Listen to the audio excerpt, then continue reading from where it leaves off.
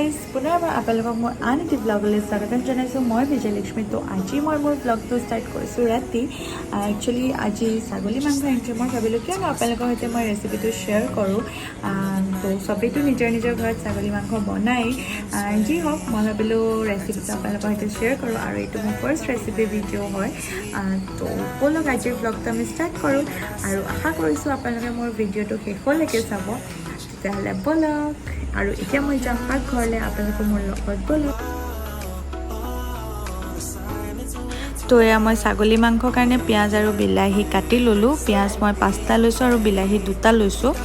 আৰু যোনটো ছাগলী মাংস আছে সেইটো হৈছে আধা কেজি তো সেইটো হিচাপতে মই লৈছোঁ আপোনালোকে যিমান মাংস লয় সেইটো অনুসৰি আপোনালোকে বস্তু ল'ব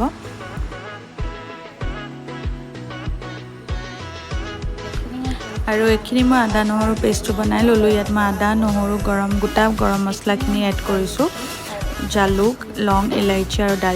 দালচেনিটো অকণ সৰহকৈ দিছোঁ আৰু এইখন মই কেৰাহী পাতিলোঁ য'ত কি কেৰাহী মোৰ অলৰেডি গৰম হৈছে তো এতিয়া ইয়াত মই এড কৰিম মিঠাতেল আৰু মই তেল বেছি ইউজ নকৰোঁ এটা হিচাপতে দিম কিয় কি ইয়াতে তেল ওলায়েই আৰু ইয়াতে মই অলপ দিম চেনি আৰু চেনিটো মই একচুৱেলি কালাৰৰ কাৰণে দিছোঁ চেনিটো ফেন ওলোৱালৈকে ৰখিব লাগে নহ'লে মিঠা হয় আৰু ইয়াত এতিয়া মই এড কৰি দিলোঁ পিঁয়াজখিনি আৰু পিঁয়াজখিনি আমি ভালদৰে ফ্ৰাই কৰিম এইখিনি ৰঙা নোহোৱালৈকে আমি ফ্ৰাই কৰি থাকিম ভালদৰে তো আমি পিঁয়াজখিনি ভালকৈ ৰঙা নোহোৱালৈকে ফ্ৰাই কৰি থাকিম এয়া মোৰ অলপ কালাৰটো চেঞ্জ হৈছে আপোনালোকে দেখা পাইছেই চাগে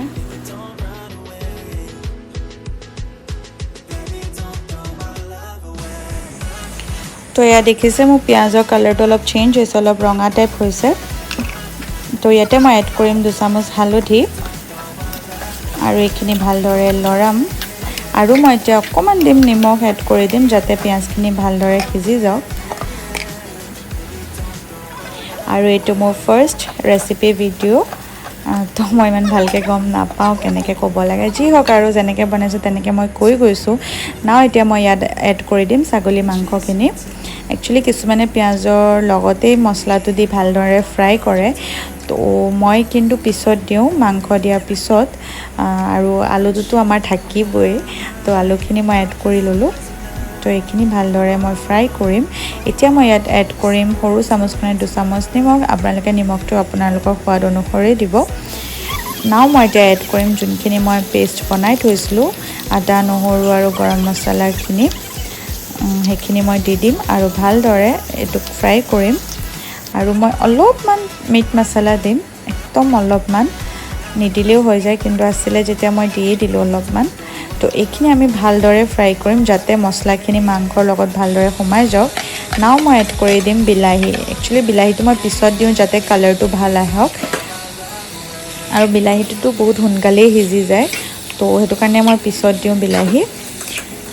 তো আগতে মই যেতিয়া চিকেন বনাইছিলোঁ প্ৰথমতে দিওঁ কিন্তু মই চেঞ্জ কৰি থাকোঁ তো এতিয়া সেইটো কাৰণে মই পিছত দিলোঁ এতিয়া মই দেখাম আপোনালোকক আমাৰ কেমেৰামেনটো আৰু আমাৰ কেমেৰামেন এয়া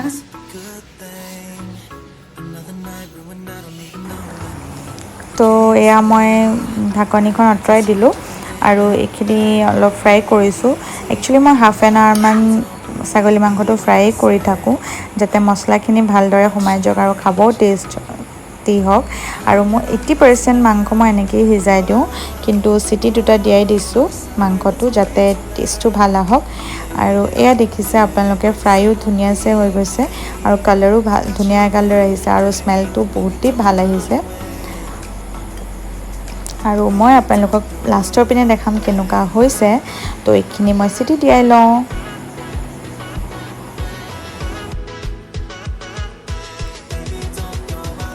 তো এয়া হৈছে মই বনোৱা ছাগলী মাংস কেনেকুৱা হৈছে আপোনালোকে জনাব Hey guys, তো ছাগলী মাংসটো খাবলৈ সদায় ভাল হৈছিলে টেষ্টিও হৈছিলে আৰু দেখাতো ভালেই হৈছিলে তো এইটো মোৰ ফাৰ্ষ্ট ৰেচিপি ভিডিঅ' তো কেনেকৈ ক'ব লাগে মই ইমান ভালকৈ নাজানো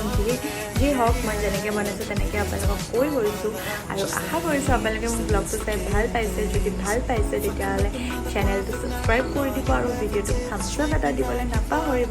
আৰু আপোনালোকক লগ পাইছোঁ মোৰ নেক্সট ব্লগত তেতিয়ালৈকে বাই বাই